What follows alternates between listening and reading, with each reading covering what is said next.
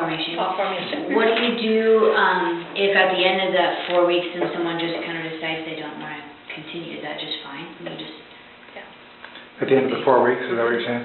Yeah, I think in the future, we're not going to divide it into a 4-week period and then an 8-week period. It's going to be, do you want to be a part of a life group this term? And you just kind of join up with a life group and make a covenant probably in your first or second session. the term being like a year? No, the 12-week period. 12 weeks. Yeah, so we have 3 terms a year. Oh. And so in future terms, we're going to do it more that way. Because we'd already had fall formation set up as 4 sessions, and it just seems like there are certain people that have the idea, okay, well, I'll do fall formation for 4 weeks, but that's different from being involved in a group. When I talk about it tomorrow and what we sent out via email yesterday, it's just asking people, do you want to be a part of a life group? So I think people are going to buy in and want to be a part of a group for the whole time period. So that's my They experience the wonder over 4 weeks, and they'll naturally want to continue. Right. And if they don't though. So we may have to be creative at that point as far as we just had a few people, we could maybe go into another group or something, or...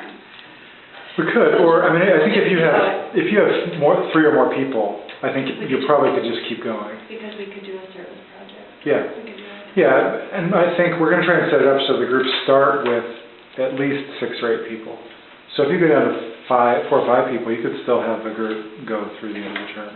But I think groups will probably continue. That's my guess. And we hadn't really talked about this, I guess, but at that point in time, after that 4 weeks, we could possibly put something in that there would be opportunity for people who weren't able to do the first 4 weeks to join a group, because you're really kind of starting. I mean, you built some community over that 4 weeks, but I don't know. Yeah, I guess I'm open if groups are open to accepting new people anywhere along the way. I'm open to inviting people to be a part of that. It would just be a matter of whether or not the groups are okay with that. So we talked about the possibility of having a group of folks going through divorce.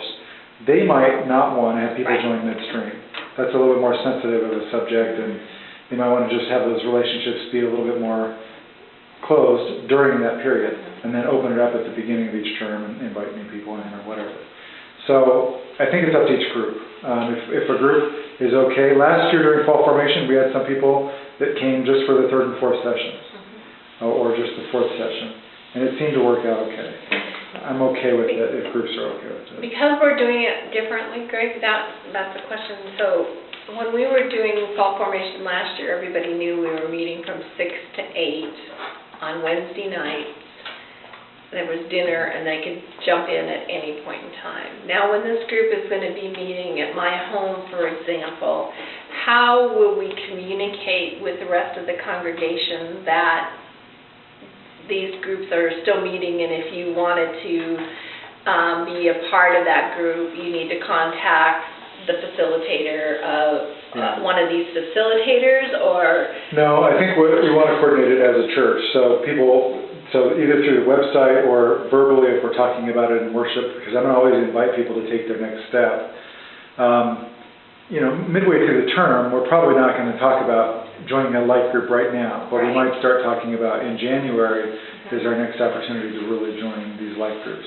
I think there's a role for Karen in the office, probably to collect names and route people to it. Okay. Our small group coordinators will probably be involved in knowing which groups are meeting when and how often, and being able to plug people in, those first few weeks of the term, first 4 or 6 weeks of the term. Okay.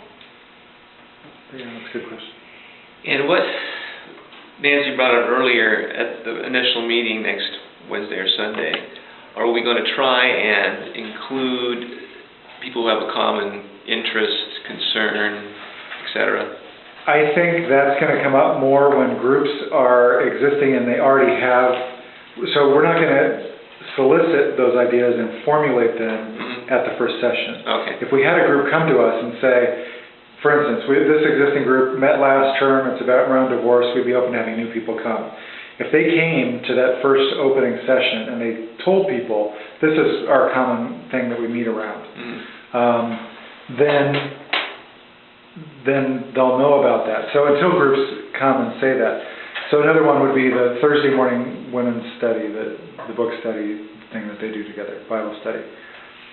Now, if they were to come to fall formation and say, here's what we do and here's when we meet, then people would have an opportunity to say, well, I want to do that, or I'll be involved in this other life group that's not organized around a specific topic yet.